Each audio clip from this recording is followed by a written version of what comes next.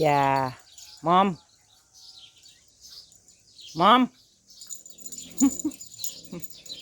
อยากได้รางวัลแต่เศร้าใช่บ่มึงลูกเฮ้ยจัดการมันจัดการมันเฮ้ยเฮ้ยรู้สึกว่าชีวิตวุ่นวายบ่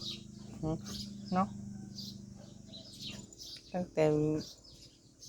ตั้งแต่มีตัวอะไรเพิ่มเข้ามาเนี่ยเนาะ